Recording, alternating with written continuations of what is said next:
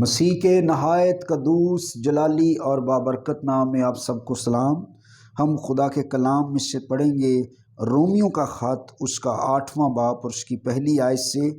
پس اب جو مسیح یسوع میں ہیں ان پر سزا کا حکم نہیں، کیونکہ زندگی کے روح کی شریعت نے مسیح یسوع میں مجھے گناہ اور موت کی شریعت سے آزاد کر دیا، اس لیے کہ جو کام شریعت جسم کے سبب سے کمزور ہو کر نہ کر سکی وہ خدا نے کیا۔ اور کیسے کیا؟ یعنی اس نے اپنے بیٹے کو گناہ آلودہ جسم کی صورت میں اور گناہ کی قربانی کے لیے بھیج کر جسم میں گناہ کی سزا کا حکم دیا۔ آمین۔ میرے عزیزو، ان آیات میں خدا کی محبت، اس کا پیار ہماری عقل سے بالا ہے۔ کلام میں لکھا ہے کہ اب جو مسیح یسوع میں ہیں ان پر سزا کا حکم نہیں۔ یہ ایک تسلی بخش آیت ہے، یہ ایک طاقت دینے والی آیت ہے کہ ہم اگر مسیح میں ہیں تو ہم پر سزا کا حکم نہیں۔ لیکن یہ حکم کیسے ختم ہوا؟ یہ غضب کیسے ختم ہوا؟ سزا اور موت کیسے ہم سے ختم ہوئی؟ یہ کس طرح ہوا؟ آگے یہ بیان کیا گیا ہے۔ یہ کام شریعت اور جسم کے وسیلے سے نہ ہو سکا، لیکن وہ خدا نے کیا۔ کیسے کیا؟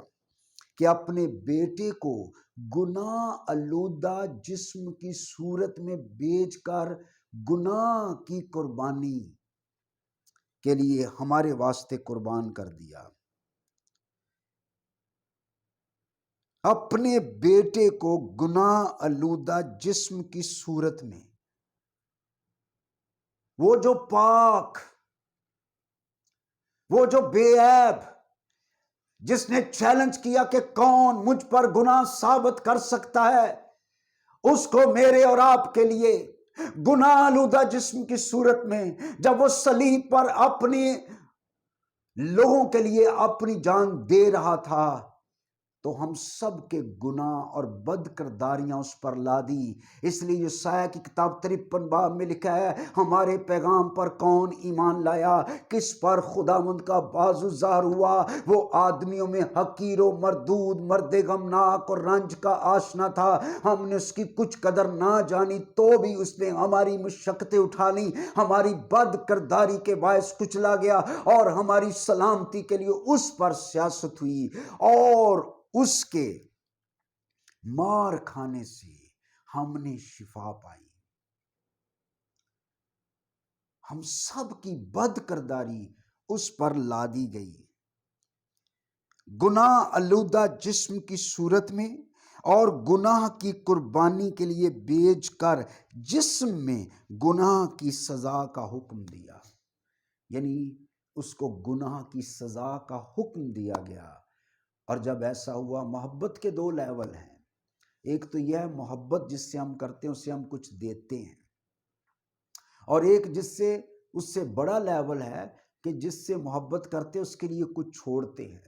مثلا ایک شخص سگریٹ پیتا ہے تو اپنی بیوی کو 10,000 روپے کا سوٹ لے کے دے سکتا ہے، لیکن اگر اس کی بیوی کہے کہ سگریٹ چھوڑ دو تو شاید اس کے لیے یہ مشکل ہے۔ تو خدا نے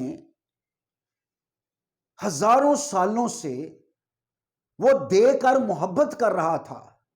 یہ ساری کائنات دی، زمین و آسمان ہمیں دیا، دیکھنے کے لیے آنکھیں دی، سننے کے لیے کان دیے، بولنے کے لیے زبان دی، چلنے کے لیے ٹانگیں دی، کام کرنے کے لیے ہاتھ دیے، اولاد کی برکت دی، گھروں کی برکت دی، نعمتوں کے انبار۔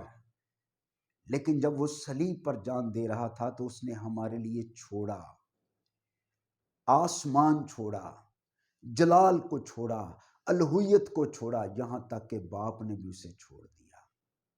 تو تب وہ چلا اٹھا کہ اے میرے باپ، اے میرے باپ تو نے مجھے کیوں چھوڑ دیا؟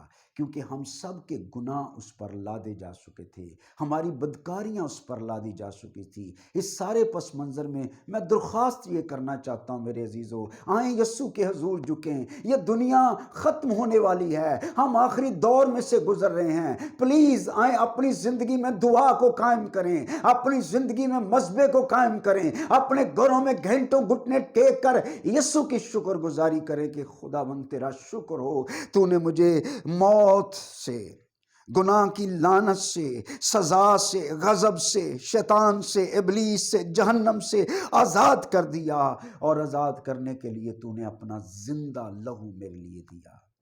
یہ کلام میرے اور آپ کے لیے باعث برکت ہو، اور میں گزارش کروں گا کہ اس کلام کو دوسروں تک شیئر کریں۔